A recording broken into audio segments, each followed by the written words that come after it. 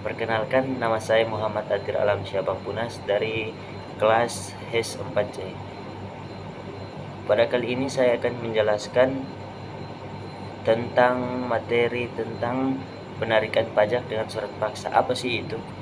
Konsep dasarnya yaitu penarikan pajak dengan surat paksa merupakan prosedur yang digunakan oleh DJP atau Direktorat Jenderal Pajak untuk mendorong kita supaya wajib pajak dalam melunasi kewajiban perpajakan kita,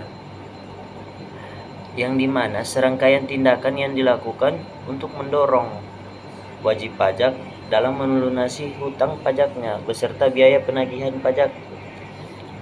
Penagihan pajak dapat dilakukan dengan beberapa cara, yaitu seperti menegur atau memperingati melaksanakan penagihan seketika dan sekaligus serta memberitahukan dalam surat paksa tersebut. Surat paksa adalah surat perintah membayar utang pajak dan biaya penagihan pajak. Jadi, surat paksa berisi di dalamnya informasi tentang nama wajib pajak, dasar penagihan, beserta utang pajak, dan juga perintah untuk membayar. Surat paksa dalam wajib pajak memiliki kekuatan hukum eksekutorial dan kedudukan hukum yang sama dengan proses akte, yaitu putusan pengadilan perdata yang mempunyai kekuatan hukum yang tetap, yang dimana mekanisme dari penagihan pajak ada beberapa tahap, yaitu pemberitahuan tentang surat paksa.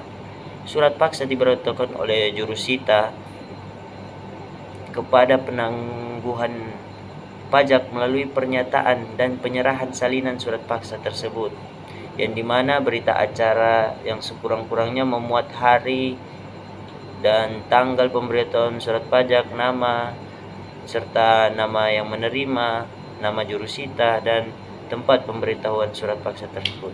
Yang kemudian yang kedua yaitu pelaksanaan surat paksa. Mekanismenya itu tentang surat paksa dapat dilakukan tanpa bantuan putusan pengadilan lagi, karena surat paksa langsung dapat dilaksanakan dengan cara membacakan isi surat paksa dan kedua belah pihak menandatangani berita acara sebagai pernyataan surat paksa telah diberitahukan. Yang ketiga kemudian mekanisme yaitu surat paksa dapat diterima oleh penangguhan pajak di tempat tinggal atau tempat usaha atau di tempat lain yang memungkinkan. Jika penangguhan pajak tidak dapat dijumpai, maka surat pajak dapat diberitahukan kepada orang dewasa yang bertempat tinggal bersama atau yang bekerja di tempat usaha penangguhan pajak tersebut. Jadi efektivitas penagihan pajak dengan surat paksa memiliki efektivitas yang signifikan, yang dimana dapat meningkatkan penerimaan pajak.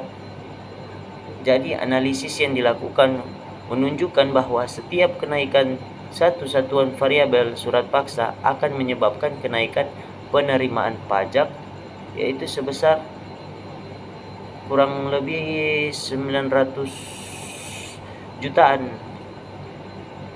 Tapi kita harus mengetahui bahwa surat paksa tersebut memiliki batas waktu, yang dimana penagihan pajak dengan surat paksa memiliki batas waktu yang sudah ditentukan. Jika sudah melampaui batas, maka yang ditentukan hak untuk melakukan penagihan pajak tersebut menjadi kadaluarsa, atau yang dimana batas waktu hak penagihan pajak adalah 5 tahun terhitung sejak penerbitan surat tagihan dan dengan ketetapan pajak tersebut. Jadi kesimpulannya yaitu bahwa penarikan pajak dengan surat paksa adalah prosedur yang efektif dalam meningkatkan penerimaan pajak.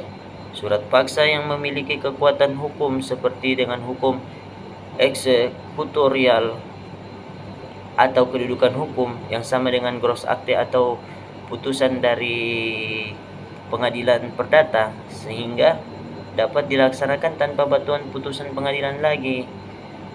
yang dimana mekanisme penagihan pajak dengan surat paksa meliputi pemberitahuan, pelaksanaan, dan penerimaan surat paksa tersebut, dan juga memiliki batas waktu penagihan, dan juga harus diperhatikan untuk menghindari kadaluarsa penagihan tersebut. Jadi itulah beberapa yang dapat saya sampaikan tentang materi dari penarikan pajak dengan surat paksa. Wassalamualaikum warahmatullahi wabarakatuh.